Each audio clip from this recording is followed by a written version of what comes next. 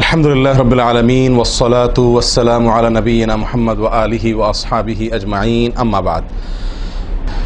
সম্মানিত ভাই বন্ধুগণ, আজকে সংক্ষেপে আমরা কিছু কথা আর্জ করার ইরাদা রাখি অজুর বিষয়ে। অজুতে আমাদের যে সমস্ত ভুল ত্রুটিগুলো সচরাচর হয়ে থাকে সে বিষয়ে সামান্য কিছু কথা আর্জ করার ইরাদা রাখি। ওয়া মা তাওফীক ইল্লা বিল্লাহ। আমরা সকলেই কমবেশ জানি যে অজু বা পবিত্রতা এটা হলো সালাতের চাবি। নবী সাল্লাল্লাহু আলাইহি ওয়াসাল্লামের সূরা আবু দাউদে বর্ণিত হাদিসে আসছে, তিনি বলেছেন মিফতাহুস সালাতি আত-তাহুর, সালাতের বা নামাজের চাবি হলো কি? পবিত্রতা বা অজু। তো চাবি যদি ঠিক থাকে, পারফেক্ট হয়, তাহলে তালা খুলবে। আর যদি চাবি পারফেক্ট না হয়, ঠিক না হয়, তাহলে সেক্ষেত্রে তালা খুলবে না। ওই চাবি দিয়ে আপনি ঘরে প্রবেশ করতে পারবেন না।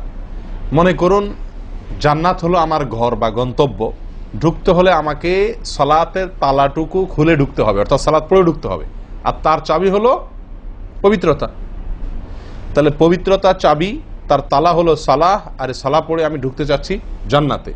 তাহলে আমার শেষ গন্তব্যে, অর্থাৎ আমি যে জায়গাটা যেতে চাচ্ছি সেই জায়গায় জান্নাতে যেতে হলে আমার সালাত ঠিক হতে হবে, আর সালাত ঠিক হতে হলে তার চাবি ঠিক থাকতে হবে। তালা ঠিক থাকতে হলে, তালা খুলতে হলে চাবি ঠিক থাকতে হবে।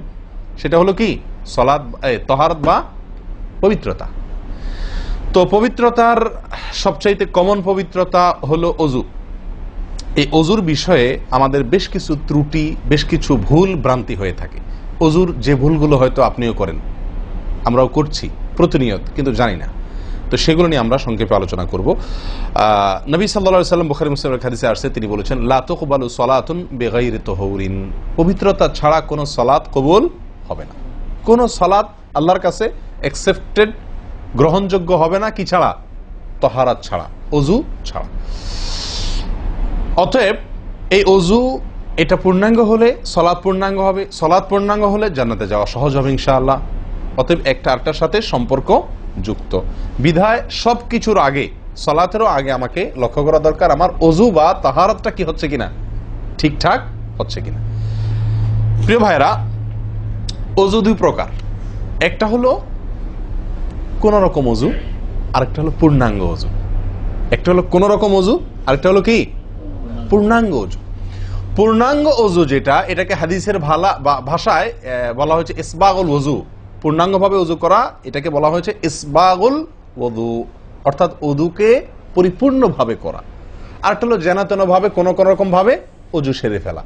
আমরা সাধারণত সারাদিন যে ওযুটা করি, সারা জীবন যে ওযুটা করে আসছি, সেটা হলো যেন তেন ওযু বেশিরভাগ লোকের। ইল্লা মান রাহিমা রব্বি, হাতে গোনা কিছু লোক আমরা আছি যারা ইসবাগুল ওযুর যে নির্দেশ সেটা পালন করতে সক্ষম হয়েছি, অর্থাৎ ওযুটা পূর্ণাঙ্গ করতে পেরেছি। প্রিয় ভাই বন্ধুগণ, ইসবাগুল ওযু এর নির্দেশ নবী সাল্লাল্লাহু আলাইহি ওয়াসাল্লাম বিভিন্ন জায়গায় দিয়েছেন, বিভিন্ন জায়গায় বহু হাদিসে আসছে, তোমরা ওযুকে আসবিগুল ওযু, আসবিগুল ওযু, তোমরা ওযুকে পরিপূর্ণ করো, ওযুকে পূর্ণাঙ্গভাবে করো, সঠিকভাবে করো, যথাযথভাবে করো। তার মানে নবী সাল্লাল্লাহু আলাইহি ওয়াসাল্লাম জানতেন যে অজুতে যথার্থতার খেলাফ প্রচুর পরিমাণে হয়ে থাকে, আর সেজন্য তিনি সাবধান করেছেন আসবিগুল ওযু, অর্থাৎ অজুকে তোমরা পূর্ণাঙ্গভাবে করো, সুন্দরভাবে করো, যথার্থভাবে করো। কথা কি বুঝাতে পারছি? যেহেতু অজুর বিষয়ে আমাদের গাফলতি আছে বা গাফলতি থাকার কথা, সেজন্য নবী সাল্লাল্লাহু আলাইহি ওয়াসাল্লাম আমাদেরকে বলেছেন অজু করো, এটা না, বলেছেন আসবিগুল ওযু, অর্থাৎ আকমিলুল ওযু, অজুকে পরিপূর্ণভাবে করো, সুন্দরভাবে করো, যথাযথভাবে করো। অজুর যে ফজিলত, অজুর যে ফজিলত মুসলিম বর্ণিত হাদিসে আসছে, নবী সাল্লাল্লাহু আলাইহি ওয়াসাল্লাম বলেছেন যে ব্যক্তি পরিপূর্ণভাবে অজু করবে, পরিপূর্ণভাবে অজু করবে, ভালোভাবে অজু করবে, এবং অজুর শেষে কালিমাতুশ শাহাদা যেটা আছে, আশহাদু আল্লা ইলাহা ইল্লাল্লাহু ওয়াহদাহু লা শারীকা লাহু ওয়া আশহাদু আন্না মুহাম্মাদান আবদুহু ওয়া রাসূলুহু, এই কালিমায়ে শাহাদা পাঠ করবে অজুর শেষে, এই ব্যক্তির জন্য আল্লাহ সুবহানাহু ওয়া তাআলা জান্নাতের সমস্ত দুয়ার খুলে দিবেন। তাহলে আমরা বলতে পারি জান্নাতের 8 দুয়ারের সমস্ত দুয়ারের একটা রিমোট এখানে নবী সাল্লাল্লাহু আলাইহি ওয়াসাল্লাম আমাদেরকে বাতলে দিয়েছেন। একটি রিমোট, এই এক রিমোট টিপের সঙ্গে সঙ্গে 8 দরজা সব খুলে যাবে। সেটা হলো অজুকে কি করা? পরিপূর্ণভাবে করা, সুন্দরভাবে করা, এবং এর শেষে, ওযুর শেষে কালিমাতুশ শাহাদা পাঠ করে আশহাদু আল্লা ইলাহা ইল্লাল্লাহু ওয়াহদাহু লা শারীকা লাহু ওয়া আশহাদু আন্না মুহাম্মাদান আবদুহু ওয়া রাসূলুহু। আপনি পাঠ করলেন, জান্নাতের সমস্ত দুয়ার এর রিমোট যেন টিপ দিলেন। এই তিনটা কাজ করলেন মানে কি? জান্নাতের 8 দরজার একটি কমন রিমোটে টিপ দিলেন, আপনি সবগুলো পটপট খুলে যাবে, যে কোনো দরজা দিয়ে আপনি জান্নাতে দাখিল হতে পারবেন ইনশাআল্লাহ। প্রিয় ভাইরা, তাহলে হাদিস থেকেও বোঝা গেল যে যে কোনো দরজা দিয়ে ঢুকতে হলে ওযুটা হইতে হবে পরিপূর্ণরূপে ওযু, ইসবাগুল ওযু। অতএব ওযু আমার পরিপূর্ণ হচ্ছে কিনা এই বিষয়টা একটু যাচাই করা দরকার, কি দরকার না? প্রিয় ভাইরা, নবী সাল্লাল্লাহু আলাইহি ওয়াসাল্লাম সূরা আবু দাউদের এক হাদিসে বলেছেন, ইন্নাহা লা তাতিম্মু সালাতু আহাদিকুম হাত্তা ইউসবিগাল ওযুআ কামা আমারাহুল্লাহ। তোমাদের কারোর সালাত ততক্ষণ পর্যন্ত পরিপূর্ণ হবে না, সালাত ততক্ষণ পর্যন্ত সুন্দর হবে না, পূর্ণাঙ্গ হবে না, সালাতে পূর্ণতা আসবে না যতক্ষণ না তোমরা ওযুকে ঠিক আল্লাহ যেভাবে করতে নির্দেশ করেছেন ওইভাবে পরিপূর্ণভাবে না করো। আল্লাহ সুবহানাহু ওয়া তাআলা যেভাবে ওযু করতে বলেছেন ওইভাবে পরিপূর্ণ রূপে ওযু না করা পর্যন্ত তোমাদের সালাত পূর্ণতা পাবে না। তাহলে সালাতের পূর্ণতা পাওয়ার জন্য ওযুটি হইতে হবে, ওযু না শুধু। আমরা জানি যে সালাতের জন্য ওযু করতে হয় না, ওযু করলেই শুধু সালাতের পূর্ণতা আসবে না, ওযুটা হইতে হবে আল্লাহ যেভাবে নির্দেশ করেছেন সেভাবে, যথাযথ উপায়ে এবং সঠিকভাবে। প্রিয় ভাইরা, এখন আসি আমরা ওযুতে কি ভুলগুলো আমাদের এমন হয় যেগুলোর কারণে আমাদের ওযুর পূর্ণতা নষ্ট হতে পারে। তার ভিতরে 1 নম্বরের ভুল হলো, যেটি আমাদের হয়ে থাকে ওযুর ক্ষেত্রে অনেকেরই, সেটা হলো বিসমিল্লাহ পাঠ না করা। ওযুর শুরুতে কি পাঠ করতে হয়? বিসমিল্লাহ। আপনি যখন হাত ধুয়ে তো ওযু শুরু করবেন, 2 হাতের কবজি 2 হাতে ওযু শুরু করবেন না, প্রথম কাজ। তার আগে আপনি কি করবেন? বিসমিল্লাহ। বিসমিল্লাহ বলে হাত ধুয়ে তারপর ওযু শুরু করবেন। বহু লোক আছি আমরা ওযুখানায় ওই গল্প করতেছি, আড্ডা মারতেছি, কথাবার্তা বলতেছি, এই বলতে বলতে ওযু শুরু করে দিছি। তাহলে বিসমিল্লাহ কখন পড়তেছি?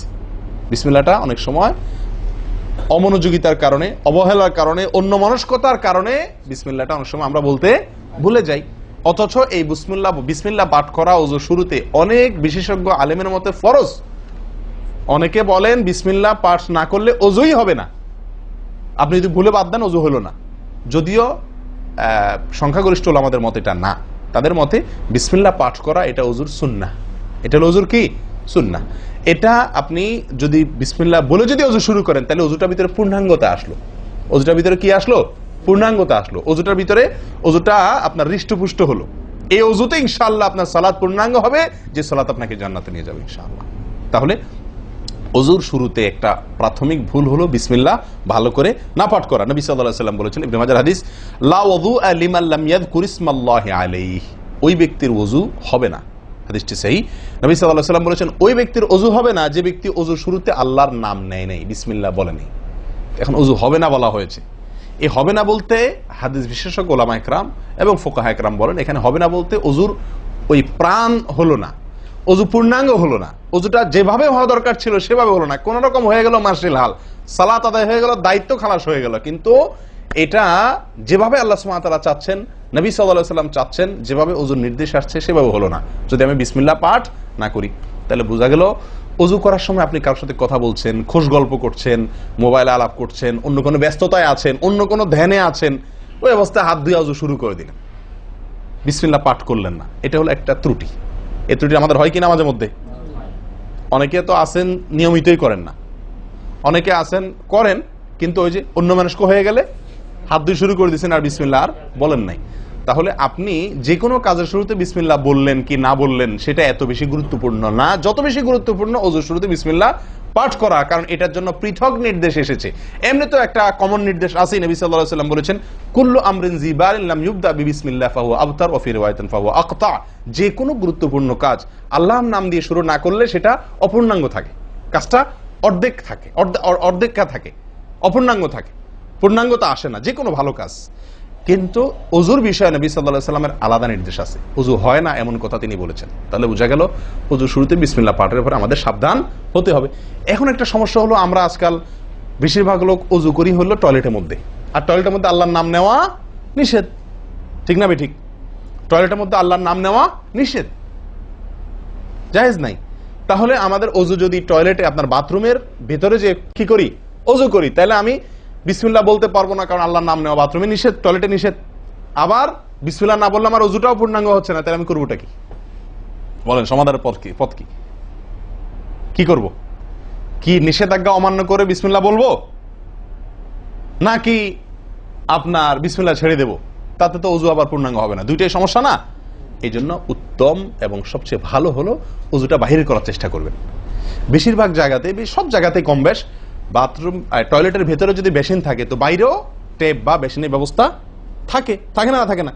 বিশেষ করে বাসা বাড়িতে অথবা অফিস আদালতে দেখা যায় যে ওই টয়লেটে অনেক সময় আমরা কি করে ফেলি, ওযু করে ফেলি। এটা উচিত না, এটা একটা ভুল আমাদের। ওযু আমরা করব বাহিরে। কেন? কারণ টয়লেটে ওযু করতে গেলে আল্লাহর নাম নিতে হচ্ছে, আর আল্লাহর নাম নেওয়া নিষেধ। আমি সেখানে আল্লাহর নাম নিতেও পারছি না, নাও নিতে পারছি না। যদি নেই তাহলে আল্লাহর নাম নিয়ে গুনাহ করছি টয়লেটে, আর যদি না নেই তাহলে আমার ওযুটা অপূর্ণাঙ্গ থেকে যাচ্ছে। ঠিক না ঠিক? এই জন্য আমরা উত্তম হলো ওযু করব কোথায়? বাইরে এসে যে কোনো টেপে। কথা কি বুঝাতে পারছি? বাইরে এসে। একান্ত যদি কখনো আপনি বাধ্য হয়ে যান, বাইরে ভিড় নাই, ব্যবস্থা, সেটা ভিন্ন কথা। আর বাসা বাড়িতে যদি এরকম কোনো বাসা বাড়িতে যে বাইরে কোনো সিস্টেম নাই, আপনার নিজের বাসা না, আপনি ঠিক করতে পারতেছেন না, তো কমপক্ষে বেসিন এবং আপনার টয়লেটের কমোডের মাঝখানে কি দিব? একটা পর্দা বা ওয়াল কোনো কিছু দিয়ে নিব ইনশাআল্লাহ। কথা বুঝতে পারছি ভাই? আল্লাহ তাআলা আমাদের সকলকে এই বিষয়টি লক্ষ্য করার তৌফিক দান করেন। তাহলে ভাই আমরা বিসমিল্লাহ পাঠ করব ওযু শুরুতে, লক্ষ্য করব ইনশাআল্লাহ, যাতে করে ওযু শুরুতে বিসমিল্লাহ পাঠে ভুল না হয়। মনে থাকবে তো ইনশাআল্লাহ? আল্লাহ আমাদের তৌফিক দান করেন।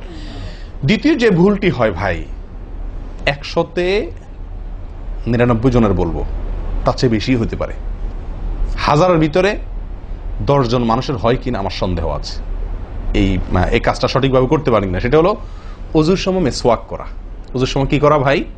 মিসওয়াক করা। এটি এত গুরুত্বপূর্ণ সুন্নাত যে নবী সাল্লাল্লাহু আলাইহি ওয়াসাল্লাম বলেছেন, বুখারীর হাদিস, লাউলা আন আশুক্কা আলা উম্মতি লা আমারতুহুম বিসওয়াকি ইনদা কুল্লি ওযু। বুখারীর হাদিস। নবী সাল্লাল্লাহু আলাইহি ওয়াসাল্লাম বলেন, আমার উম্মতের জন্য যদি কঠিন না হতো, তাদের জন্য কষ্টের কারণ না হতো, তাহলে আমি তাদেরকে বাধ্যতামূলক করে দিতাম, ফরজ করে দিতাম কি? প্রত্যেক ওযুর সময় মিসওয়াক করা। প্রত্যেক ওযুর সময় মিসওয়াক করা, এটা বাধ্যতা করে দিতাম যদি তাদের কষ্টের কারণ বাধ্যতামূলক করে দিলে তখন এটা তাদের জন্য, প্রতি ওয়াক্তে মিসওয়াক করাটা তাদের জন্য বাধ্যতামূলক হয়ে গেলে এটা ছাড়া ওযু হতো না, তখন তারা বিপদে পড়ে যেত, বেশি কষ্ট হয়ে যেত। ওযুতে যদি এখন মনে করেন 10টা 15টা 20টা ফরজ নবী সাল্লাল্লাহু আলাইহি ওয়াসাল্লাম ঠিক করে দিন, তাহলে 20টা 15টা 20টা 25টা ফরজ আদায় করে ওযু করা একটু কষ্ট হয়ে যেত না? 5 বার দৈনিক একটু আমাদের জন্য ঝামেলা হয়ে যেত কিনা? নবী সাল্লাল্লাহু আলাইহি ওয়াসাল্লাম সেদিকে লক্ষ্য করে আমাদেরকে কি করলেন না? সহজ করে দিলেন, অর্থাৎ ফরজ করলেন না। তার মানে কি করলেন? সুন্নাহ এর অন্তর্ভুক্ত করলেন। কিন্তু তার হাদিস থেকে, তার বক্তব্য থেকে বোঝা যায় যে ওযুর সময় মিসওয়াকের গুরুত্ব তার কাছে কত বেশি ছিল। নবী সাল্লাল্লাহু আলাইহি ওয়াসাল্লামের কাছে ওযুর সময় মিসওয়াক করার গুরুত্ব কত বেশি ছিল, সেটা এই হাদিস থেকে বোঝা যায় কি যায় না? তিনি চাইছেন আমাদেরকে ওযুর সময় মিসওয়াকের নির্দেশটা বাধ্যতামূলক করতে। শুধু করেন নাই কেন? আমাদের কষ্টের দিকে লক্ষ্য করি। এই হাদিস থেকে নবী সাল্লাল্লাহু আলাইহি ওয়াসাল্লাম যে চাচ্ছেন মনে প্রাণে আমরা যেন ওযুর সময় মিসওয়াক করি, এটা বোঝা যায় কি যায় না? ভাই আমরা বিশেষ করে আরবিয়ানদেরকে দেখি, স্পেশালি সৌদি আরবে আমরা যারা আছি দেখি যে সৌদিদের প্রত্যেকের পকেটে কি থাকে? মিসওয়াক থাকে, এবং তারা সারাক্ষণ মিসওয়াক করে। এটা যেমন আমার দাঁতের মাড়ির জন্য উপকারী, ন্যাচারাল আপনার রস, মিসওয়াকের রস কর যেটা আসে, বিশেষ করে তিতা জাতীয় হলে আরো বেশি ভালো হয়। এটা আমাদের দাঁতের জন্য যেমন উপকার হয়, তেমনি ভাবে দাঁতকে পরিষ্কার রাখে, দবদবা রাখে, দুর্গন্ধ দূর করে, অনেক দুনিয়াবী উপকারিতা আছে। আর এর পাশাপাশি আপনি যতবার মিসওয়াক করছেন ততবার নবী সাল্লাল্লাহু আলাইহি ওয়াসাল্লামের এই আদেশটি আপনার পালন হচ্ছে। ওযুটা, বিশেষ করে ওযুর সময় মিসওয়াক করলে আপনার ওযুটা কি হচ্ছে? যেই ওযুতে তালা খুলবে সুন্দরভাবে এবং আপনি জান্নাত পর্যন্ত যেতে পারবেন, সে ওযু হবে যদি আপনি তাতে কি করতে পারেন? ওযুর মধ্যে সময় মিসওয়াক করতে পারেন। ভাই কার কার পকেটে মিসওয়াক আছে? আছে সাথে কারো? তো আপনারা আসার সময় আসছেন যে ওযু করেন নাই? কি বলেন? মিসওয়াক আছে কার কার? আলহামদুলিল্লাহ, একজন পাওয়া গেল। আর ভাই ওযুর সময় মিসওয়াক, এটি আমরা ছেড়ে দিয়েছি। এই আমলটা আমাদের মধ্যে নাই বললেই চলে। কি বলেন? এই আমলটাকে পুনর্জীবন দেওয়া যায় কি না? যায় না? অন্য কারোর জন্য না, আমার নিজের জন্য। আমি মিসওয়াক করব, তার উপকারিতা আমি নিজে পাবো, দুনিয়াতে পাবো, মানি ভালো থাকবে, মুখে দুর্গন্ধ দূর হবে, মুখ পরিচ্ছন্ন হবে, আখেরাতে পাবো নবী সাল্লাল্লাহু আলাইহি ওয়াসাল্লামের সুন্নাহ পালনের মাধ্যমে। ওযু সুন্দর হবে, ওযু সুন্দর হলে সালাত ঠিক হবে, সালাত ঠিক হলে জান্নাতে যেতে পারবো। তাহলে একটা একটার সাথে সম্পর্কযুক্ত। মেসওয়াক করবো তো ইনশাআল্লাহ? একদম উঠে গেছে মেসওয়াক। ওযুর সময় মেসওয়াক করতে আমাদের দেশি ভাইদেরকে দেখাই যায় না একেবারে বললে চলে। প্রিয় ভাইরা, আপনারা কি জানেন নবী সাল্লাল্লাহু আলাইহি ওয়াসাল্লামের জীবনের শেষ আমল কি ছিল? মেসওয়াক ছিল। নবী করিম সাল্লাল্লাহু আলাইহি ওয়াসাল্লামের জীবনের শেষ আমল, যে আমলের পরে আর কোনো আমলের সুযোগ পান নাই, এই আমলের পরে তিনি দুনিয়া থেকে বিদায় নিয়ে গেছেন। তার জীবনের লাস্ট আমল কি ছিল? মেসওয়াক। তিনি আয়েশা রাদিয়াল্লাহু তাআলা আনহার কোলে মাথায় রেখে শুয়েছিলেন মৃত্যুর ঠিক আগ মুহূর্তে। শরীরে আর শক্তি ছিল না মেসওয়াক চিবানোর মতো। নতুন মেসওয়াক চিবায়া ওটাকে নরম করবেন এই শক্তিটা ছিল না। আল্লাহ রাসূল সাল্লাল্লাহু আলাইহি ওয়াসাল্লাম আয়েশা রাদিয়াল্লাহু তাআলা আনহাকে দিলেন, আয়েশা মেসওয়াকটা আমাকে একটু চাবায়া দাও। তিনি চাবায়া নরম করে দিলেন। এরপর নবী সাল্লাল্লাহু আলাইহি ওয়াসাল্লাম মেসওয়াকটা করলেন। বাস, এই মেসওয়াকের পরে তার মৃত্যু এবং এই মেসওয়াকের মাঝখানে আর কোনো আমল করার সুযোগ ছিল না। ভাই, কত গুরুত্বপূর্ণ আমল বোঝা উচিত। ওযুর সময় মেসওয়াকটা উঠে গেছে, আমরা কি করবো ইনশাআল্লাহ? সবসময় মেসওয়াক পকেটে রাখবো তো ইনশাআল্লাহ? ওযুর সময় মেসওয়াক কখন করবেন, এটা নিয়ে ওলামাদের দুটি মত পাওয়া যায়। বেশিরভাগ ওলামাদের মত এবং বিশুদ্ধ মত হলো কুলি করার সময় আমরা মেসওয়াক করব। কুলি করার সময় আপনি বিসমিল্লাহ বলে হাত ধুলেন, এরপরে কুলি করলেন। মেসওয়াক করতে হবে এভাবে, সোজাসুজি, উপরে নিচে না, পাশাপাশি, ঠিক আছে? মেসওয়াক দিয়ে এভাবে আপনি খুব বেশি সময় করার দরকার না। একটা ঘষা দেন উপরের মাড়িতে, আরেকটা ঘষা দেন নিচের দাঁতে, দিয়ে এবার একবার কুলি করে ফেলান, ঠিক আছে? আবার মেসওয়াক দিয়ে একটা ঘষা দেন, আবার একটা ঘষা দেন, আবার কুলি করে ফেলেন। এভাবে 3 বার মেসওয়াক করেন, 3 বার কুলি করেন, বাস সুন্নাত আদায় হয়ে গেল। কথা কি বুঝাতে পারছি? আল্লাহ তাআলা আমাদের সকলকে তৌফিক দান করেন। প্রিয় ভাইরা, তাহলে ওযুর মধ্যে আমাদের যে খুঁতগুলা আছে আমি সেগুলো ধরা দেওয়ার চেষ্টা করছি। একটা বড় খুঁত, যে খুঁত থেকে আমরা বেশিরভাগ লোকই মুক্ত নই, সেটি হলো মেসওয়াক বিহীন ওযু। লক্ষ্য করবো তো ইনশাআল্লাহ? আল্লাহ আমাদেরকে আমলের তৌফিক দান করেন। একান্ত না থাকলে আঙ্গুল দিয়ে করলেন, কিন্তু আপনি নিয়মিত আঙ্গুল দিয়ে করলেন সেটা না, মেসওয়াকই করা উচিত। ভাই, 3 নম্বর যে ভুলটা আমাদের হয়ে থাকে সেটা হলো কুলির মধ্যে। দেখেন প্রত্যেকটা কাজেই কিন্তু আমি একটা একটা করে আপনার দেখাচ্ছি ওযুর, প্রত্যেকটা কাজে আমাদের ত্রুটিগুলো হয় কিভাবে দেখেন। কুলির সময় ভুল হয়। কি ভুল হয়? কুলিটা যেভাবে করার কথা সেভাবে আমরা করি না। হাদিসে কুলির বিষয়ে নির্দেশ এসছে, সেটাকে বলা হয়েছে মদমাদা। মদমাদা আরবি শব্দ, এটার বাংলা অর্থ হয় কুলি করা বা কুলকুচি করা বা কুলকুচা করা। এই কুলি বা কুলকুচা এটা হলো মুখের ভিতরে আপনি হাতের কোষে করে পানি নিয়ে মুখে নাড়বেন, এরপরে ফেলবেন, আবার হাতে নিবেন, কিছু সময় নাড়বেন, 1 সেকেন্ড হোক 2 সেকেন্ড হোক, এরপরে ফেলবেন। এটা হলো কুলি বা কুলকুচা। আমরা বেশিরভাগ সময় এরকম করি আলহামদুলিল্লাহ। যখন ব্যস্ত থাকি, যখন হুলস্থুল থাকে, কোনো সময় কোনো কাজের তাড়া থাকে, তখন অনেক সময় আমরা কি করি? হয় কি না হয় না? মুখে নিলাম আর ঢাললাম, মুখে নিলাম আর ঢাললাম। আমি জানি না আপনাদের হয় কিনা এরকম। আমি দেখছি এরকম অনেক সময় হয়। আপনারা একমত কিনা? নিলাম মানে ব্যস্ততার কারণে হয়তো জামাত শেষ হয়ে যাচ্ছে বা অন্য কোনো কারণ আছে, অথবা দেরিতে আসছি, তো তখন মুখের ভিতর নেওয়া আর ফেলাও, এতে কুলি হবে না। হাদিসে যে কুলির নির্দেশ আসছে সেই কুলি হবে না। এটা মুখে পানি দিলেন আর বাইর করলেন, এটাতে কুলি হইতে হলে আপনাকে মুখে পানি দিবেন, নাড়বেন। ভাই, কুলিটা কেন করতে বলা হয়েছে? মুখের ভেতরটা কি করার জন্য? পরিষ্কার করার জন্য। আপনি যদি মুখে পানি নেন আর বাইর করেন, তাহলে কি মুখ পরিষ্কার হবে? আপনাকে তো মিনিমাম 1-2 সেকেন্ড হলেও নাড়তে হবে জিনিসটা, পানিটা, তাহলে আপনার মুখটা কি হবে? পরিষ্কার বা পরিচ্ছন্ন হবে। আল্লাহ তাআলা আমাদেরকে আমলের তৌফিক দান করেন। ভাই, তাহলে কুলির ত্রুটিটা বুঝতে পারছেন তো? তাড়াহুড়া করে অনেক সময় মুখে পানি নিয়ে ফেলে দিই আমরা, এটা করা যাবে না। নাম্বার 4, নাকে পানি দেওয়া। দেখেন একটা একটা করে দেখেন, প্রত্যেকটাতে ত্রুটি আছে। আল্লাহুল মুস্তাআন। নাকে পানি দেওয়া, নাকে পানি দেওয়ার যে নির্দেশ আসছে হাদিসে, এটাকে বলা হয় ইস্তেনশাক। আরবি ব্যাকরণ অনুযায়ী এটা বাবে ইস্তিফআলের মাসদার বা ক্রিয়ামূল, যেটার মধ্যে এক্সট্রা ভাবে টানা, আকর্ষণ করার অর্থ যার মর্মের ভিতরে আছে। তো ইস্তেনশাক শব্দের মূল অর্থ হলো পানি টানা, নাকে পানি টানা। আমরা নাকে পানি টানি না, দেইও না। ধান খেতে পানি দেওয়া হয়, আর লাল শাকের খেতে পানি ছিটানো হয়, ঠিক না? ঠিক। লাল শাক বা মূলার শাকের খেতে পানি ছিটানো হয়, আর ধান খাত বেশিরভাগ ইরি ধান ইত্যাদি এই সমস্ত ধান খেতে পানি দেওয়া হয়। তাহলে দেওয়া আর ছিটানো বেশ কম আছে কি নাই? একটা হলো দেওয়া, একটা হলো ছিটানো, আর একটা হলো টানা। টানা হলো এ ক্লাসের অজুতে নাকে পানি টানবেন, বি ক্লাসের অজুতে নাকে পানি দিবেন, থার্ড ক্লাসের অজুতে নাকে পানি ছিটাবেন। আমি কি বুঝতে পারছি? তো আমরা বেশিরভাগ লোক থার্ড ক্লাসের অজু, সারা জীবন থার্ড ক্লাসের অজু করি। আপনি থার্ড ক্লাসের অজু করে আপনি জান্নাতে যাবেন? ফার্স্ট ক্লাসে থাকেও তো যাইতে কঠিন হয়ে যায়। আপনি থার্ড ক্লাসের অজু করে কিভাবে আপনি সালাতের খুলবেন, তালা খুলবেন, কিভাবে আপনি জান্নাতে যাবেন? অতএব ভাই, এই নাকে পানি দেওয়ার বিষয়ে সাবধান থাকতে হবে। দেখুন, নিয়ম হলো আপনি হাতের কোষে পানি নিয়ে নাকে ধরলেন, নাকে ধরে হালকা কি করবেন? টান দিবেন, হালকা টান দিবেন, হালকা টান। কারণ একটু জোরে টান হয়ে গেলে সেটা কি হয়ে যাবে? নাকের তালু তো উঠবে, আপনার কষ্টের কারণ হবে। শরীয়ত আপনাকে কষ্ট দিতে চায় না, শরীয়ত আপনাকে কষ্ট দিতে চায় না। আল্লাহ সুবহানাহু ওয়া তাআলা চান না আমরা কোনো কষ্টে নিপতিত হই। অতএব আমি এমন জোরে টান দেবো না যে নাকের তালু তোড়ে, কিন্তু হালকা একটু টান দেবো যাতে করে অন্তত সামান্য একটু ভেতরে পানিটা যায়। নাকে পানি দেওয়ার উদ্দেশ্য আর কুলি করার উদ্দেশ্য এক। নাকে পানি দেওয়ার উদ্দেশ্য হলো নাকের ভেতরের যে ময়লাগুলা, ধারে কাছে যে ময়লাগুলা আছে, এগুলো যেন পরিষ্কার হয়ে যায়। আল্লাহর দরবারে দাঁড়াবো পরিচ্ছন্ন হয়ে, পবিত্র হয়ে। হ্যাঁ, এই জন্য নাকে পানি দেওয়ার নির্দেশ আছে। এখন আপনি যদি নাকে পানি কোষ নিয়ে ধরে একটু হালকা টান দেন, তাহলে ভিতরে কিছুটা পানি যাবে কি যাবে না? এটা আপনাকে করতে হবে। নাম্বার 2, এটা যদি আপনি করতে কষ্ট হয়, টান দিলে আপনি আস্তে টান দিলেও উপরে উঠে যায়, তো দরকার নেই। তাহলে আপনি কি করেন? নাকে পানি দেন। নাকে পানি কিভাবে দিবেন? নাকটাকে অন্তত পানির মধ্যে কি করে রাখেন?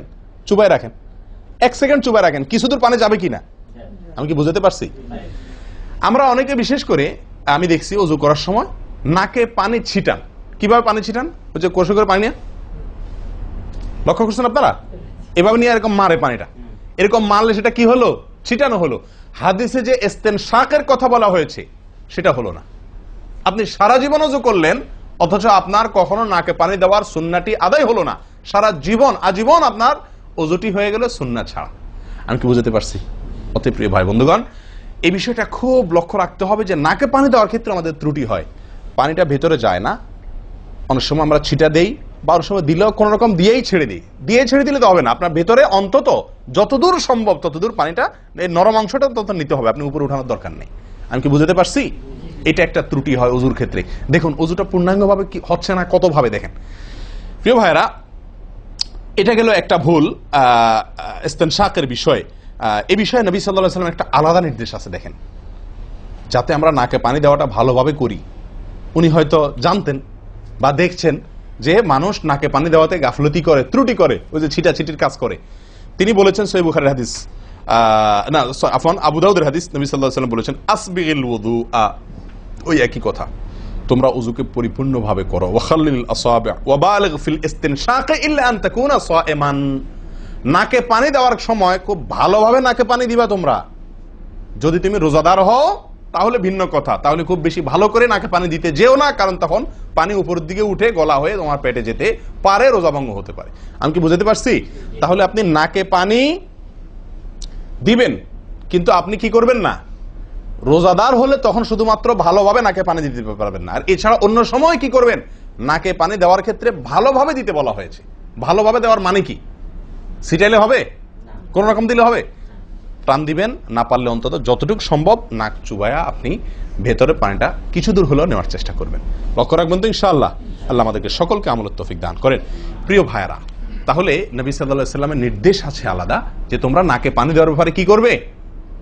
ভালোভাবে নাকে পানি দিবে। আল্লাহ আমাদেরকে আমলের তৌফিক দান করেন। আরেকটি ভুল ভাই, নাকে পানি দেওয়া একটা আমল, নাক ঝাড়া আরেকটা আমল। নাকে পানি দেওয়া এটা একটা নির্দেশ, আর নাক ঝাড়া আরেকটা নির্দেশ। আমি কি বুঝতে পারছি?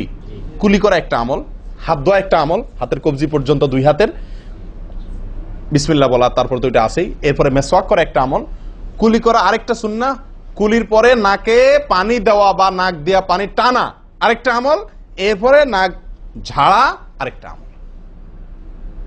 আমি কি বুঝতে পারছি? নাক ঝাড়া এটাকে বলা হয় হাদিসের ভাষা ইস্তিনসার। ইস্তিনসার, ঝাড়া। এই নাক ঝাড়ার ক্ষেত্রে বিরাট ভুল হয় ভাই। ভুল, সবচেয়ে বড় ভুল তো এটা যে নাক ঝাড়াটা অনেকে ঝাড়েই না, ওই যে ছিটায় দেয় বস শেষ। নাক ঝাড়াটা ঝাড়তে হয় এটা অনেকে জানেনই না, করেনই না এটা। আবার অনেকে করেন তো মাঝে মধ্যে করেন, কিন্তু নাক ঝাড়াটা করা উচিত। যতবার নাক দিয়ে টান দিলেন না, এরপরে হালকা আঙ্গুল দিয়ে চাপ দিয়ে আপনি ওইটাকে প্রেসার দিয়ে নাকটা পরিষ্কার করবেন। কথা কি বুঝাতে পারছি? আবার নাকে পানি দিলেন, আবার পরিষ্কার করলেন, আবার নাকে পানি দিলেন, আবার পরিষ্কার করবেন। ভাই এটা হলো নাক ঝাড়া। এই বিষয়ে নবী সাল্লাল্লাহু আলাইহি ওয়াসাল্লামের নির্দেশ আছে। দেখুন সহিহ বুখারীতে আসছে, তিনি বলেন ইযাস্তাইকাযা আহাদুকুম মিন মানামিহি, যদি কেউ ঘুম থেকে উঠে, যদি কেউ ঘুম থেকে উঠে ফাতাওয়াদ্দা, এরপরে সে ওযু করতে যায়, ফালইয়াস্তানসির সালাসান, তাহলে সেই জন্য 3 বার নাক ঝাড়ে, নাক পরিষ্কার করে। কেন? ফাইন্নাশ শাইতানা ইয়াবিতু আলা খাইশুমিহি, কারণ নাকের যে বাঁশি উপরের ছিদ্র, এই জায়গাটায় শয়তান রাত্রি যাপন করে। শয়তানের বেডরুম আপনার নাকের বাঁশি, বুঝতে পারছেন? শয়তানের বেডরুম হলো আমাদের নাকের বাঁশি। নবী সাল্লাল্লাহু আলাইহি ওয়াসাল্লাম বলছেন এই জায়গাটা সে অবস্থান নেয় এবং এই জায়গায় গিয়া মোটামুটি আমাদেরকে ব্রেন ওয়াশ করে যে শুয়ে থাক, আরাম কর, যত ওয়াসওয়াসা দেওয়া দরকার, তার যে ডিউটি সেটা সে পালন করে, কুকামের যত বুদ্ধি দেওয়া দরকার, কিন্তু তার এই ঘাঁটি হলো আমাদের নাকের বাঁশি। ওযুর সময় যদি আমরা এটাকে সুন্নাহ পালন করতে গিয়ে এটাকে ঝাড়ি, তাহলে শয়তান দূর হয়ে যায়। কথা বুঝতে পারছি ভাই? এই বিষয়ে আরো কয়েকটি হাদিস আছে যে হাদিসগুলো দ্বারা বোঝা যায় যে শয়তানের অবস্থান এই জায়গাটাতে থাকে মানুষের দেহে। তো আপনি যদি শরীরটাকে ফুরফুরে করতে চান, শয়তান ওয়াসওয়াসা থেকে ফ্রেশ হয়ে যেতে চান, তাহলে আপনার নাক ঝাড়ার আমলটার ব্যাপারে গুরুত্ব দিতে হবে। কথা বুঝতে পারছি ভাই? তাহলে উলামায়ে কেরাম বলেন এই হাদিসে তো ঘুম থেকে উঠে ওযু করার ক্ষেত্রে বলা হয়েছে, তো এর মানে শুধু ঘুমের জন্যই এটা খাস নয়, ঘুম থেকে উঠে আপনি ওযু করলে সে ওযুতে এটা বেশি গুরুত্বপূর্ণ, কিন্তু অন্য সকল ওযুতেই বিষয়টি আমলযোগ্য বা সুন্নাহ। অতএব আমরা নাকে পানি দেব একটা আমল, আবার না কি করব, ঝাড়বো আরেকটা আমল। ভাই এরপরে আসি আরেকটি গুরুত্বপূর্ণ আমল যেটি হয় না, বা আরেকটি ত্রুটি ওযুতে, সেটি হলো আঙ্গুল খেলাল না করা। ওযুতে কি না করা? আঙ্গুল খেলাল না করা। আঙ্গুল খেলাল হলো হাত এবং পায়ের আঙ্গুলের যে চিপাগুলো আছে, এই চিপাগুলোতে পানি পৌঁছানোর জন্য, পানি পৌঁছানোটা নিশ্চিত করার জন্য কি করতে হবে? এক হাতের আঙ্গুলকে অন্য হাতের আঙ্গুলের চিপায় ঢুকায়া এভাবে কি করতে হবে? একটু হালকা নাড়তে হবে, যাতে করে জায়গাটাতে চিপাটাতে পানি গেছে এটা কারণ এই চিপাগুলোতে পানি নাও যেতে পারে শুকিয়ে থাকার কারণে। তো আপনি যদি একটু নাড়া দেন পানির ভিজা আঙ্গুল দিয়া, তাহলে ইনশাআল্লাহ ওখানে পানি পৌঁছানোটা মোটামুটি নিশ্চিত হয়ে যাবে। ঠিক না? ঠিক। তাহলে এই জিনিসটা অনেক সময় আমরা করি না, অথচ নবী সাল্লাল্লাহু আলাইহি ওয়াসাল্লামের নির্দেশ আছে আলাদা। তিনি বলেছেন, আবু দাউদের হাদিস, আসবিগিল ওযুআ ওয়া খাল্লিল বাইনাল আসাবি', ওযুকে পরিপূর্ণভাবে করো। আর ওযুকে পরিপূর্ণভাবে করার একটি অন্যতম কাজ হলো আপনার আঙ্গুলের মাঝে কি করা? খেলাল করা। তিনি বলেছেন তোমরা আঙ্গুলের মাঝে খেলাল করবে, এক আঙ্গুলকে অন্য আঙ্গুলের মাঝে প্রবেশ করে পরিষ্কার করবে। এটা হলো হাতের আঙ্গুল। পায়ের আঙ্গুল কিভাবে করবেন? পায়ের আঙ্গুল তো আর এক আঙ্গুল অন্য পায়ের আঙ্গুল ঢুকাতে পারবেন না, সেটা করবেন হলো অন্য হাদিসে আসছে, এই যে কোনোই আঙ্গুল আছে না, কোনোই আঙ্গুল দিয়া সব চিপাগুলোতে কি করবেন? ঘষা দিবেন। কোনোই আঙ্গুল দিয়া আপনার সব পায়ের আঙ্গুল চিপাগুলোতে ঘষা দিবেন। ভাই আমরা কয়জনে করি এই খেলার আমলটা বলেন তো? পায়ের আঙ্গুল, কোন আঙ্গুল দিয়া পায়ের আঙ্গুলের চিপা খেলাল করা, হাতের আঙ্গুল খেলাল করা, কয়জনে করি আমরা বলেন? তাহলে এই ভুলগুলো আমাদের অহরহ হচ্ছে না ভাই? আমরা কি জান্নাতে যেতে চাই না? আমাদের সালাতটা সুন্দর হোক আমরা চাই না ভাই? আমাদের এই সালাত খুব পাওয়ারফুল হোক, শক্তিশালী সালাত হোক, এই সালাতের মাধ্যমে আমি অন্যায় থেকে বেঁচে থাকবো, এই সালাতের মাধ্যমে আমি জান্নাতে যাব, এই সালাত আমাকে খাঁটি মুসলিম বানাবে, এই সালাত আমাকে আল্লাহর কাছে প্রিয় বানাবে, এই সালাত কি আমাদের নূর হবে, আমরা চাই না ভাই? এগুলো যদি চাই তাহলে আমাকে ওযু সুন্দর করতে হবে, আর ওযু সুন্দর করতে গিয়ে এই ভুলগুলোর ব্যাপারে সাবধান হতে হবে। তাহলে আঙ্গুল খেলাল করা, পায়ের আঙ্গুল, হাতের আঙ্গুল আমরা করি না বললেই চলে ভাই। তো আজকে থেকে ইনশাআল্লাহ করবো তো, নাকি যা শুনছেন এটা এখানে রেখে চলে যাবে? ভাই যদি পরিবর্তন না করেন, পরিবর্তন যদি আমরা না করি নিজেদেরকে, ওয়াল্লাহি সারা জীবন ওয়াজ শুনবো, কি লাভ বলেন? সময়টা নষ্ট। আপনি যদি এই কথাগুলোর উপরে আমলের চেষ্টা না করেন, নিজের জীবনে ফিট না করেন, এই ভুলগুলোকে ওযু করার সময় মাথায় রেখে এই ভুলগুলোকে আপনি দূর না করেন, তাহলে সেক্ষেত্রে এই শোনার কোনো লাভ হলো না। করবো তো ইনশাআল্লাহ। আল্লাহ সুবহানাহু ওয়া তাআলা আমাদের সকলকে সচেতন মুমিন হওয়ার তৌফিক দান করেন। সচেতন মুমিনের পরিচয় হলো মুমিন তার প্রত্যেকটা ভুলকে শিখবে, সংশোধন করবে, শিখবে, সংশোধন করবে। এভাবে করতে করতে করতে সে মুমিন হিসাবে কোয়ালিটিফুল আফার ক্লাসের মুমিন হতে পারবে, আল্লাহর কাছে প্রিয় পাত্র হতে পারবে। চেষ্টা করবো তো ইনশাআল্লাহ। আল্লাহ আমাদের সকলকে তৌফিক দান করেন। প্রিয় ভাইয়ারা, ওযুর ক্ষেত্রে আরেকটি ভুল এই যতগুলো ভুল বললাম এর ভিতরে বড় দুটি ভুল বলে ওজুর ভুলকে আমরা শেষের দিকে চলে আসছি। একটি বড় ভুল হলো শুকনা থেকে যাওয়া। কোনো জায়গা যদি আপনার অবহেলার কারণে শুকনা থেকে যায়, ওজুর অঙ্গগুলো যেগুলো ধুইতে হবে, তার কোনো অঙ্গ যদি শুকনা থেকে যায়, ওজু হবে? ওজু হবে না।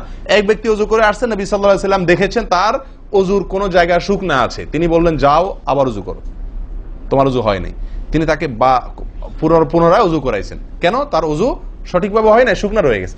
অনেক সময় দেখা যায় আমাদের অনেক ভাই ওজু করেন, ওজু করলে বেশ কিছু জায়গা, বিশেষ করে যে কোনই জায়গাটা, এই জায়গাটা দেখা যায় শুকনা থাকে।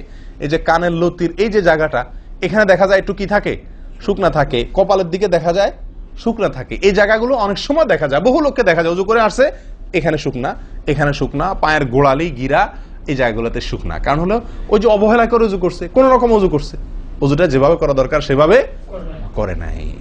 ভাই এই জিনিসটা আপনার লক্ষ্য করা দরকার, কি দরকার না? ওজুই হবে না। এই যে ভুলগুলো বললাম এগুলা হলে আপনার ওজু হয়ে যাবে, কাগজে কলমে ওজু হয়ে যাবে। কিন্তু এখনকার যে ভুলটা বললাম, যদি শুকনা না থাইকা যে আল্লাহ মাফ করেন, তাহলে কাগজে কলমে ওজু হবে না, কাগজে কলমেও কি হবে না, ওজু হবে না। এত জঘন্য, সাবধান থাকার দরকার, কি দরকার না? আল্লাহ তাআলা আমাদেরকে সাবধান হওয়ার তৌফিক দান করেন। ভাই আরেকটি বড় ভুল, এটাও বিশাল বড় ভুল, সেটা হলো পানি অপচয় করা। পানি অপচয় করা, আল্লাহ মাফ করেন, এটা থেকে মুক্ত আমরা কেউই না বোধ হয় এই যুগে। পানি অপচয় ওজুর সময়। ভাই আমাদের ওজুতে কত পানি লাগে? আপনি যদি, আমরা তো বেশিরভাগ লোক এখন ট্যাপে ওজু করি না, আপনি যে ট্যাপটা ব্যবহার করেন ওই ট্যাপের নিচে যদি একটা কি রাখেন, বালতি রেখে দেন, আপনি ওজু করার শেষে লক্ষ্য করে দেখেন একটা খালি বালতি যদি রাখেন, কি পরিমাণ পানি পড়বে আনুমানিক? প্রায় এক বালতির মতো হয়ে যাবে না? সুবহানাল্লাহ, 50-100 জন লোকের ওজুর পানি এটা। নবী সাল্লাল্লাহু আলাইহি সাল্লামের ওজুর পানির পরিমাণটুকু হাদিসে আসছে ভাই। এক গ্লাস পরিমাণ পানি দিয়ে তার কি হয়ে যেত, ওজু হয়ে যেত। এক গ্লাস পানির প্রয়োজন হতো না নবী সাল্লাল্লাহু আলাইহি সাল্লামের ওজুতে, গোটা ওজুতে। আর সেখানে এক গ্লাস তো আমাদের শুধু কিসেই লাগে, হাত ধুতেও এক গ্লাস হয় কিনা সন্দেহ, এক হাতেও হয় কিনা এক গ্লাস ধুতে সন্দেহ। ভাই হাসির বিষয় না, এটা খুব জঘন্য অপরাধ, জঘন্য অপরাধ। আল্লাহ সুবহানাহু ওয়া তাআলা কোরআনে কারীমের ভিতরে কি বলেছেন? ইন্নাল মুবাযযিরিনা কানু ইখওয়ানাশ শায়াতিন, শয়তানের ভাই। হারাম পানি অপচয় করা, পানি অপচয় করা। সাহাবা একরাম জিজ্ঞেস করছেন, ইয়া রাসূলুল্লাহ, আমরা তো কেউ বলবো ভাই এই যে নির্দেশ নিষেধ এগুলো তো সাহাবীদের যুগে পানির টানাটানি ছিল, মরুভূমি এলাকার লোক ছিল, তখনকার বোধহয় সমস্যা। ভাই এখন তো আমাদের যুগে আলহামদুলিল্লাহ কি আছে, প্রচুর পরিমাণে পানি আছে, পানির তো অভাব নেই আল্লাহর ফজলে। আমরা কেউ হয়তো মনে করি যে অনেক পানি আছে, এখন বোধহয় আর এই এত টানাটানি করে ওযু করার প্রয়োজন নাই। আমি বলবো না ভাই, এটা ভুল। সাহাবা একরাম জিজ্ঞেস করছেন নবী সাল্লাল্লাহু আলাইহি ওয়াসাল্লামকে, ইয়া রাসূলুল্লাহ, যদি আমরা সমুদ্রে থাকি, নৌকায় যাচ্ছি, জাহাজে যাচ্ছি, সমুদ্রে পানির কোনো অভাব নাই, সেখানে পানি ব্যবহারের ক্ষেত্রেও কি আমাকে হিসাব করে করতে হবে? অতিরিক্ত করলে হিসাব দিতে হবে? নবী সাল্লাল্লাহু আলাইহি ওয়াসাল্লাম হাবাচক উত্তর দিয়েছেন। ও ভাই, তাহলে বোঝা গেল যে পানি ট্যাঙ্কিতে আছে, আপনার লাইনে পানি আছে, এই জন্য আমি পানি অপচয় করার অনুমতি আমাকে শরীয়ত দেয় নাই। অতিরিক্ত পানি ব্যবহার করলে আমাকে হিসাব দিতে হবে। সবচেয়ে উত্তম, সবচেয়ে ভালো হয় ভাই, আপনি যদি সম্ভব হয় বদনা বা কোনো জগ ইত্যাদিতে, মগ ইত্যাদিতে আপনি ওযু করেন, সবচেয়ে ভালো। টেপের মধ্যেই বেসিনে একটা মগ রেখে দিলেন, ওইটা দিয়া ঢেলে ঢেলে আপনি ওযু করেন, তাহলে পানি অপচয় হওয়ার সম্ভাবনা সবচাইতে কম। ট্যাপ ছেড়ে দিয়ে যে আমরা ওযু করি, আমরা যেভাবে ওযু করার কথা বলছি, এই যে মেসওয়াক করতে হবে, এরপরে কুলি করতে হবে, নাকে পানি দিতে হবে, আবার নাক ঝাড়তে হবে, এই কাজগুলো করতে একটা গ্যাপ হয় না, গ্যাপ। এই গ্যাপের সময় যদি আপনি টেপে ওযু করতেই হয়, তাহলে গ্যাপের সময় টেপ বন্ধ করতে হবে। আমি কি বুঝতে পারছি? গ্যাপের সময় টেপ বন্ধ করে এরপর আপনি মেসওয়াক করেন, টেপ বন্ধ করে এরপর আপনি নাক ঝাড়েন। আপনি টেপের পানি পড়তেছে, এদিকে আপনি অন্য কাজ করতেছেন, তাহলে এটা অপচয়ের গুনাহ হয়ে যায়। ভাই আমি ওযু করছি ইবাদত করার জন্য, ওযু করছি আল্লাহ সুবহানাহু ওয়া তাআলাকে সন্তুষ্ট করার জন্য, আবার কাজ যেটা করতেছি ওযুর মধ্যে পানি অপচয় করে, সেটা হলো শয়তানের ভাইয়ের কাজ, শয়তানের কাজ। তাহলে শয়তানের কাজ করে আল্লাহকে খুশি করা যাবে ভাই? এই ওযুতে আল্লাহকে খুশি করা যাবে? এই ওযুতে আল্লাহ সন্তুষ্ট হবেন? ওযু করলে নবী সাল্লাল্লাহু আলাইহি ওয়াসাল্লাম বলেছেন, দিনে 5 বার ওযু করলে, একটা মানুষ 5 বার গোসল করলে যেরকম তার শরীরে ময়লা থাকে না, একটা মানুষ দিনে 5 বার 5 ওয়াক্ত সালাতের জন্য ওযু করলে ওই লোকের অন্তরে বা ওই লোকের ভেতরে গুনাহ থাকে না, আল্লাহ তাকে গুনাহ থেকে পরিচ্ছন্ন করে দেন, পবিত্র করে দেন, ধুয়ে পরিষ্কার করে দেন 5 বার ওযু করার মাধ্যমে। ও ভাই, ওযু আমাকে পরিষ্কার করে দিবে, আমাকে পবিত্র করে দিবে, আমাকে পরিচ্ছন্ন করে দিবে, আমাকে সাফ করে দিবে। কখন? যদি ওযুটা আমি সুন্দরভাবে করি। আমার অজুতে যদি এত বড় ভুল হয় যে পানি অপচয় করে আমি হারামে লিপ্ত হই, গুনাহে লিপ্ত হই, তাহলে আমার সে অজু আমাকে পরিচ্ছন্ন করবে না, পবিত্র করবে না, সুন্দর করবে না, আল্লাহকে সন্তুষ্ট করা যাবে না। প্রিয় ভাইরা, আমি আবারও বলছি, এই ভুল থেকে আমরা কেউ মুক্ত নই। আল্লাহ মাফ করুক, ইল্লা মার রাহিমা রব্বি, হাতে গোনা দুই একজন ছাড়া আমরা কেউ মুক্ত নই ভাই। উজু করার সময় পানি অপচয়, আজকে টেপের যে কালচার, এই টেপ ছেড়ে আমাদের উজু করা, এটা জঘন্য একটি ভুল। যদি টেপটা আমি ছেড়ে রাখি, হ্যাঁ আপনি উজু করছেন, বন্ধ করে নিচ্ছেন, আবার দরকার হচ্ছে চালাচ্ছেন, এটা হলে ঠিক আছে। আপনি যদি এটা করতে যান পাবলিক অজুখানাতে, হয়তো পিছন থেকে কেউ আপনাকে তাড়া মারবে, আরে ভাই তাড়াতাড়ি করেন, দেরি করতেছেন, মারুক ভাই তাড়া, সে তাড়া মারুক, কিন্তু আপনার উজুটা কি করতে হবে? আপনাকে কোয়ালিটিফুল উজু করতে হবে। আল্লাহ তাআলা আমাদেরকে সে উজু করার তৌফিক দান করেন। উজুর ক্ষেত্রে আরেকটা ভুল হলো ভাই, চাপাচাপি করে উজু করা, উজু ধরে রাখা, চাপাচাপি করে উজু ধরে রাখা। এই ভুলটা প্রচুর পরিমাণ হয়, বিশেষ করে শীতের দিনে। গরমের দিনে আলহামদুলিল্লাহ ওয়াজ করার দরকার হয় না, মনে না মানে উজু দরকার না হলে উজু করি আমরা, ঠিক আছে না, বিশেষ করে এই মরুভূমি এলাকাতে, গরমের জায়গাতে। কিন্তু শীতের দিন আসলে সুবহানাল্লাহ, আসরের উজুতে চেষ্টা করি টেনে টুনে এসা পর্যন্ত নিয়ে যাওয়ার জন্য, ঠিক না ঠিক? একটা চেষ্টা থাকে যে আসরের উজুতে মাগরিব গেছে, যেহেতু পেশাবের বেগ আছে, বায়ুর বেগ আছে, বাথরুমের বেগ আছে, তো একটু চাইপা চুপা যদি ধরে রাখতে পারে, এসাটা হয়ে গেলে এসা বড় তারা উজু করা লাগলো না, খালাস, উজু করাতে বেঁচে গেলাম ঠান্ডার দিনে, ঠিক না ঠিক? এই অলসতাটা আমরা অনেকে করি কি করি না, এটা উচিত না। উজুর ক্ষেত্রে এটা একটা বড় ভুল। প্রথম কথা হলো, আপনি যদি পেশাবের বেগ থাকে, বায়ুর বেগ থাকে, আপনি সালাতে দাঁড়ালে সালাতে মনোযোগ সেভাবে হবে না। সালাতে যেরকম মনোযোগ দরকার, আল্লাহর সঙ্গে আপনার যেটা মানে বান্দার সঙ্গে গোলামের যে একটা বিনয় প্রকাশের ব্যাপার আছে, সেটা হবে না যদি আপনার কি থাকে, অজুর মধ্যে ওই প্রেসার থাকে, পেশাব বা পায়খানার বেগ থাকে।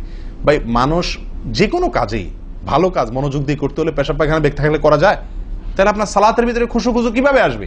আপনার সালাত, যে সালাত আপনাকে সফলতা এনে দিবে, যে সালাত আপনাকে জান্নাত পর্যন্ত নিয়ে যাবে, সেই সালাতের জন্য তো খুশু খুশু দরকার, আপনার মনোযোগ দরকার, আপনার স্থিরতা দরকার। স্থিরতা তো আসবে না যদি আপনার মন থাকে টয়লেটে, আপনি আছেন মসজিদে, দেহ আছে মসজিদে, মনটা আছে টয়লেটে, তাহলে তো এই সালাত পূর্ণাঙ্গ হবে না। এই জন্য ভাই, চাপা চাপি করে অজু ধরে রাখা, এটা অজুর ক্ষেত্রে আরেকটা বড় ভুল, এটা করা যাবে না। যারা চাপাচাপি করে অজু ধরে না রেখে অজু ছুটতেছে, ছেড়ে দেয়, এরপরে যা উজু করে আসে, এদের জন্য বিশাল বড় পুরস্কার আছে, বিশাল বড় পুরস্কার, একটি নয়, তিনটি পুরস্কার। নবী সাল্লাল্লাহু আলাইহি ওয়াসাল্লাম বলছেন, মুসলিমের হাদিস, আলা আদুল্লুকুম মা ইয়ামহুল্লাহু বিহিল খাতায়া ওয়া ইয়ারফাউ বিহিদ দারাজাত। নবী সাল্লাল্লাহু আলাইহি ওয়াসাল্লাম বলেন যে, আমি কি তোমাদেরকে বলে দিব না যে কোন আমলটি মানুষকে তার ভুল ত্রুটিগুলো আল্লাহ তাআলা মাফ করে দেন এবং আল্লাহর কাছে তার মর্যাদা, গ্রেড বাড়তে থাকে, ইমানদার হিসাবে তার গ্রেড বাড়ে এবং আল্লাহ ভুল ত্রুটি মাফ করেন। কোন আমলের মাধ্যমে? তোমাদের কি বলে দিব না? সাহাবা ইকরাম বললেন, বালা ইয়া রাসূলুল্লাহ, হ্যাঁ ইয়া রাসূলুল্লাহ, আপনি বলে দিন। তখন নবী সাল্লাল্লাহু আলাইহি ওয়াসাল্লাম বললেন, ইসবাগুল wudu'i আলাল মাকারিহ, ইসবাগুল wudu'i আলাল মাকারিহ। প্রথম আমল, অপছন্দ, কষ্ট, ঠান্ডা, শীত, অথবা পানির অভাব, কিনা বুঝো করতে হইতেছে, যে কোনো কষ্টকে উপেক্ষা করে, কষ্টকে সহ্য করে যে ব্যক্তি ওযু করে, ওযু আটকায় রাখে না, এই ব্যক্তি, তাকে আল্লাহ সুবহানাহু ওয়া তাআলা তার গুনাহ যেমন মাফ করবেন, তার মর্যাদাও আল্লাহ তাআলা বৃদ্ধি করে দিবেন। তাহলে বোঝা গেল, সাধারণ ওযু এটার চাইতে আপনি যদি ওযুকে কি করেন, আপনি যদি ওযুকে, কষ্টকে উপেক্ষা করে ওযু করেন, চাপাচাপি করে ওযু ধরে না রাখেন, ছেড়ে দেন, আবার ওযু করে আসেন, ফ্রেশ হয়ে আসেন, নামাজটা পড়েন, তাহলে ইনশাআল্লাহ আপনি দুটি পুরস্কার আল্লাহ তাআলার কাছ থেকে পাচ্ছেন। এক হলো গুনাহ মাফ, আর একটা হলো মর্যাদা বৃদ্ধি। আল্লাহ তাআলা আমাদের সকলকে ওযুর ভুল ত্রুটিগুলোকে কভার করে, এগুলো থেকে পরিচ্ছন্ন থেকে, এই ভুলগুলো থেকে মুক্ত থেকে আল্লাহ তাআলা আমাদের সকলকে ওযু করার তৌফিক দান করেন। ওযু ভঙ্গের কারণের ব্যাপারে কয়েকটা আমাদের ভুল ধারণা আছে। যেমন অনেকে মনে করেন যে সিগারেট খাইলে, বিড়ি খাইলে ওযু যায়। অনেকে প্রশ্ন করেন, বিড়ি খাইলে, সিগারেট খাইলে ওযু যায় কিনা? কি বলেন আপনারা, কি বলেন, ওযু যায়? বিড়ি সিগারেট খাইলে আপনাদের এখানে যায় ওযু? না, আমাদের এখানে যায় না, আমাদের এখানে ওযু যায় না ভাই। বিড়ি বা সিগারেট খাইলে ওযু যাবে না। ওযু যাওয়ার সাথে বিড়ি বা সিগারেটের সম্পর্ক না, ধূমপানের সাথে ওযু যাওয়ার সম্পর্ক না। তাহলে আপনারা কেউ বলবেন, তাহলে হুজুর, তাহলে তো বিষয়টা, তাহলে বোঝা গেল ধূমপানটা তাহলে এত বড় কিছু না। আপনি যেরকম সোজা করে দিলেন যে ধূমপান করলে কি যাবে না, ওযু যাবে না। আমরা তো জানতাম এটা মারাত্মক কোনো বড় অপরাধ, এটা করলে ওযু যাবে, আপনি বলতেছেন ওযু যাবে না, তাহলে তো বোধহয় এটা ছোট অপরাধ। না ভাই, ওযু যাবে না তো আমল যাবে, ঈমান যাবে। ওযু গেলে তো কোনো ব্যাপার ছিল না, ওযু যাওয়া কোনো দোষের কিছু ভাই। একজনের ওযু আছে, তার বায়ু আসছে, ওযু গেল। একজনের ওযু আছে, পেশাব করলে ওযু চলে গেছে, তার কোনো দোষ করছে সে? আপনারা বুঝেন না আমার কথা? ওযু চলে গেলে সেটা কি দোষের কিছু? তাহলে এটা তো আমার বড় কিছু না, দোষের কিছু না। বিড়ি খাইলে, সিগারেট খাইলে ওযু যাবে না তো, ওযু যাওয়া তো দোষের কিছু না। এর চেয়ে বড়টা যাবে, তাকওয়া যাবে। কি যাবে? তাকওয়া ছুটে যাবে, মুত্তাকির খাতা থেকে নাম কাটা যাবে। বুঝেন না কথা? নেক আমলদারের খাতা থেকে নাম কেটে যাবে, গুনাহগার হবে, গুনাহে লিপ্ত হলো সে। ওযু ভাঙলে তো দোষের কিছু হতো না, ভুল তেমন কোনো ক্ষতির কিছু হতো না, কিন্তু তার চাইতে বড় ক্ষতি হবে। কিন্তু ওযু ভাঙবে না বলে তাহলে কি সিগারেট খায় ডাইরেক্ট মসজিদে চলে আসবো? না, সেটা জায়েজ নাই। সিগারেট যদি খান, এই বদ অভ্যাস যদি থাকে, হারামে লিপ্ত হওয়ার অভ্যাস থাকে, আল্লাহ হেফাজত করুক, সবাইকে ফিরে আসার তৌফিক দান করুক। কমের পক্ষে মুখকে ভালো করে ফ্রেশ করে পরিষ্কার করে ব্রাশ করে মেসওয়াক করে দুর্গন্ধ দূর করে তারপর মসজিদে আসবেন। কথা বুঝে আসছে? যাতে অন্য মানুষ কষ্ট না পায়। অনেকে মনে করেন হাঁটুর উপরে কাপড় উঠলে ওযু ভেঙে যায়, ঠিক না? ঠিক। আপনারা কি বলেন? আপনাদের দেশে ওযু ভাঙেনি? আপনাদের এখানে ভাঙে? আচ্ছা, ভাঙতে পারে। কোন কোন এলাকাতে হাঁটুর উপরে ওযু কাপড় উঠলে কি করে? ওযু ভাঙে। এটা অনেকে বলেন যে ভাই সতর যদি খুলে যায়, হাঁটুর উপরে কথা না, সতর খুলে গেল, কেউ ওযু করার পরে উলঙ্গ হয়ে গেল কাপড় পাল্টাতে গিয়া বা কোনো কারণ, এক কথায় ওযুর পরে যদি সতর খুলে যায় ওযু ভাঙবে না। কিন্তু আমাদের অনেক দেশে অনেক এলাকাতে ওযু ভাঙে না ভাই। এই যেখানে ভাঙে সেখানে আসলে ভাঙা উচিত না। ওযু আপনার সতর খুললে কি হয় না? ওযু ভঙ্গ হয় না। এর সাথে ওযু ভঙ্গ হওয়ার সম্পর্ক নেই। ওই যে বলছি ধূমপানের মতো, সতর যদি অন্য মানুষের সামনে খোলেন আপনি, তাহলে ওযু ভাঙলে তো দোষের কিছু হতো না। এখানে তাকওয়া ভাঙবে, ওযু ভাঙবে না। আমি কি বুঝাতে পারছি?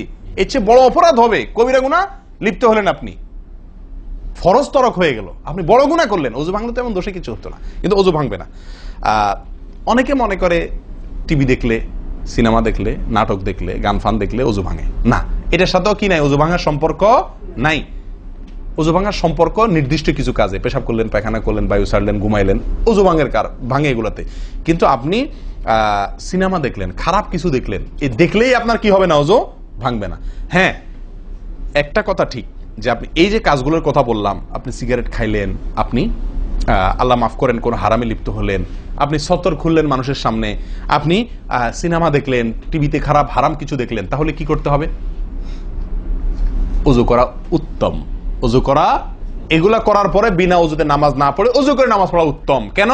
কারণ ওযু করলে আল্লাহ সুবহানাহু ওয়া তাআলা কি করেন? গুনাহ খাতা মাফ করে দেন। তাহলে আপনি যে অপরাধ করলেন সেটা মাফ করে নামাজে আসলেন ফ্রেশ হইয়া, ওটা ভালো। কিন্তু ওযু ভেঙে যাবে এরকম না। মহিলারা বাচ্চাদেরকে দুধ দিলে অনেকে মনে করেন কি হয়? ওযু ভাঙে। আসলে কি না, বাচ্চাদেরকে দুধ খাওয়ালে কি হবে না? ওযু ভাঙবে না। কথা বুঝাতে পারছি? এরকম কিছু ভুল ধারণাও আছে। যাই হোক, ওযুতে যে ভুলগুলো হয়ে থাকে আমি আবার বলে দিচ্ছি এক নজরে। এক, আপনার বিসমিল্লাহ না বলা, শুরুতে বিসমিল্লাহ ভুলে যাওয়া বা না বলা, এটা ভুল। আরেকটা হলো মেসওয়াক না করা, কুলি করার সময় মেসওয়াক না করা, এটা কমন ভুল হয়ে গেছে।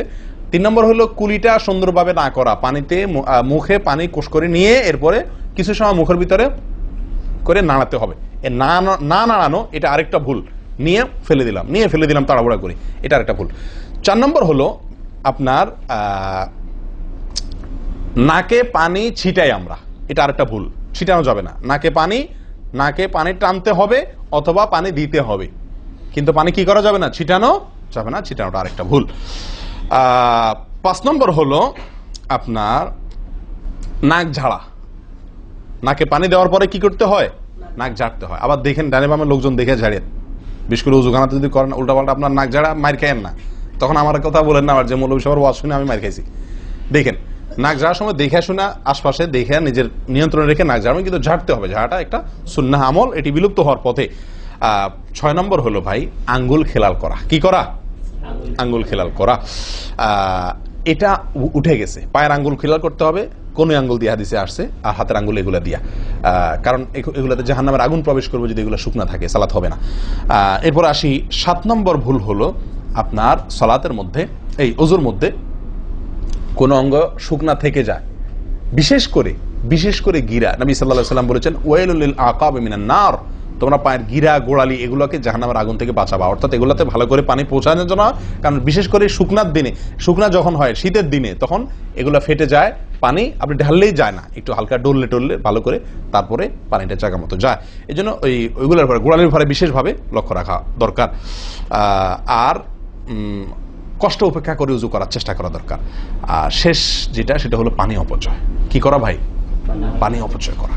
প্রচুর পরিমাণ পানি আমরা অপচয় করি উজু করার সময়, যেটা আমাদের উজুর সৌন্দর্যকে নষ্ট করে, উজুর গুণগত মানকে নষ্ট করে দেয়। আসুন সুন্দরভাবে উজু করার স্বার্থে এই ভুলগুলো থেকে মুক্ত থাকার চেষ্টা করি। আল্লাহ তাআলা আমাদের সকলকে